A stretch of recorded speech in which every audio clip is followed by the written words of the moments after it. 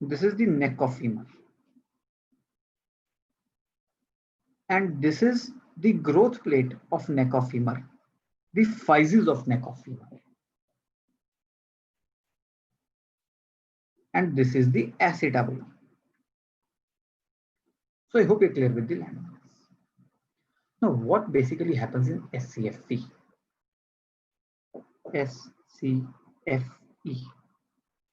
slipped capital femoral epiphysis. What basically happens in SCFE? Slipped capital femoral epiphysis. This head stays within the acetabulum, but this neck rotates externally. And basically what happens is that the physis growth plate gets ruptured. And everything happens under the body weight, no trauma. Obese children, syndromic children, when they reach their age of puberty, there's sudden body growth, weight suddenly increases. So under the body weight, this growth plate of neck of femur ruptures. This head remains within the acetabulum, but the neck rotates externally. I'll just show you a very nice 3D photograph and everything will be clear to you. See this. The growth plate of neck of femur has ruptured. The head is lying within the acetabulum, but this neck has rotated externally.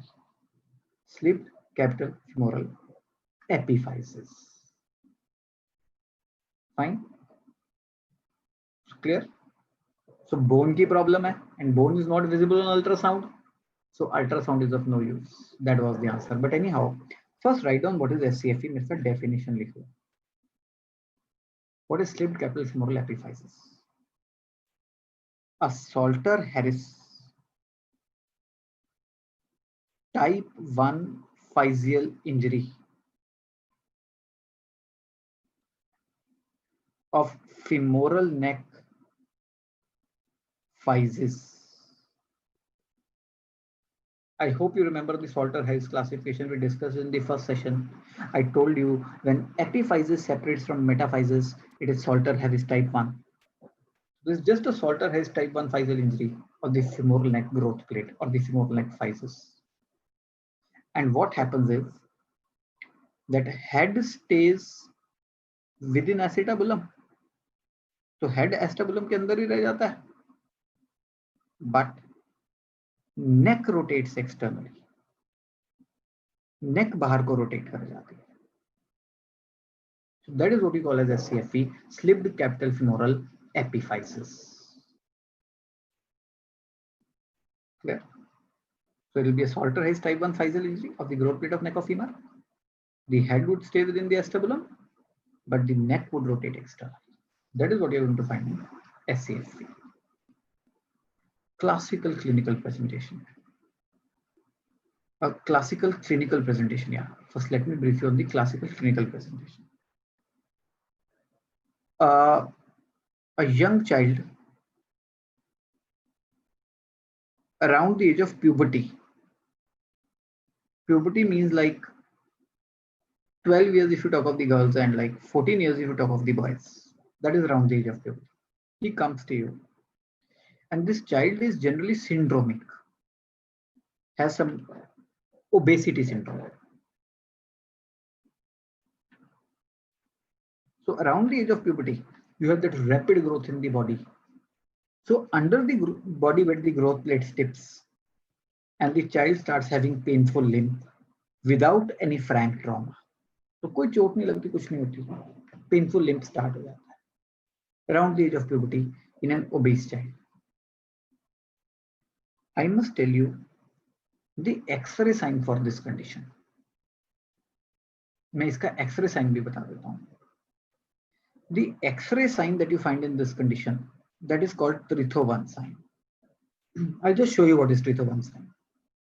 This is the normal side. I have drawn a line along the neck of femur. This line is called Colleen's line. No one will ask you to draw this line, just for your benefit. A line along the neck of femur, the cleans line, is bisecting the head.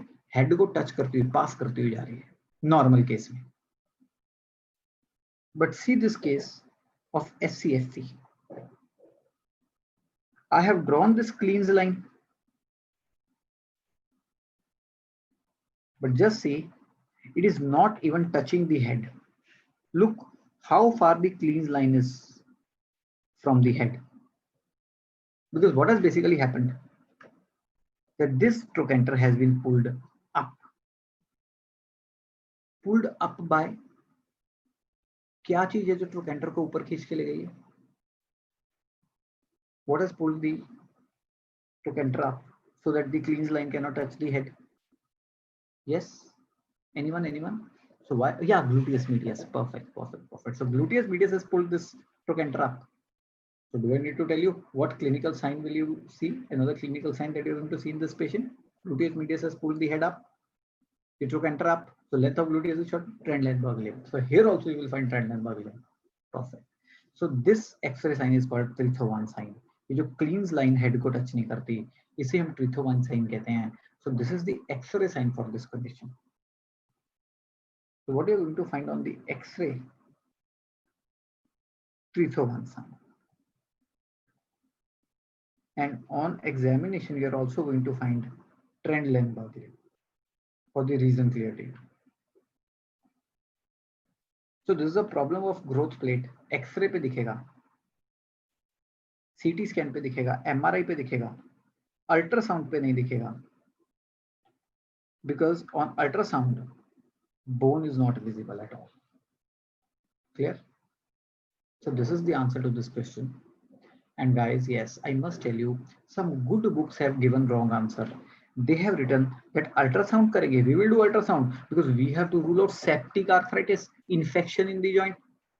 Please, puberty age, obese child, endocrinology clinic, 1 month history, no fever, TLC, DLCS or something like this. Examiner infection की बात ही नहीं की. So don't go with like ultrasound, as that you will be doing ultrasound. No point of infection here. It is telltale signs of SCFE. This is a case of SCFE. Please have no doubts. So no point of doing ultrasound. हाँ, मैं फिर भी एक बार बता देता हूँ that when you think septic arthritis is a possibility, like infection in a joint is a possibility, how to investigate that case where infection in a joint is a possibility? Like you have a case, 3-4 days history, pain in the joint, redness around the joint, difficulty in movement, fever, raised ESR, TLC, DLC, CRP, जैसी scenario का, तो उसे कैसे investigate करना? The first thing you're supposed to do, get an X-ray and at least get the blood investigations. बच्चा है, हो सकता है गिरा हो, बता ना रहा हो, फ्रैक्चर हो, and the fever could be COVID, coronavirus fever, possible now. So first at least get the basic investigations. Your X-ray says no fracture. Your blood investigations say raised ESR, CRP, TLC, DLC infection. Now the next investigation you are supposed to get is ultrasound. Because ultrasound cannot pick up bone, but something that ultrasound can never miss is fluid. Because if there will be infection in the joint, there will be pus in the joint, and the pus will be best picked up by ultrasound. So you go with ultrasound. Ultrasound says fluid present. Aspirate the fluid and get gram stain culture sensitivity. You will find the infection, drain the infection. But if ultrasound says no fluid, no pus, if there is no pus, forget the infection. Now this becomes a case for MRI. So that is how you should be investigating a case of septic arthritis where infection in a joint is a possibility. Mind you, some good books have given wrong answer. They say कि MRI को ultrasound से पहले करो because MRI is non-invasive. On ultrasound you have to aspirate. It is invasive. Wrong. This is the correct order.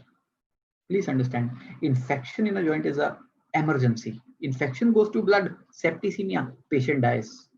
You cannot waste time in a case of infection, wasting time on MRI. You have to first rule out infection and then go with MRI, because MRI will now tell you some other cause of hip pain, Perthes disease, avascular necrosis, SCFE, कोई भी चीज होगी, tuberculosis, वो MRI पे आ जाएगी. So I hope you're clear. how you want to investigate a case of septic arthritis. That's all from my side for today. We are still left with one more session. Okay.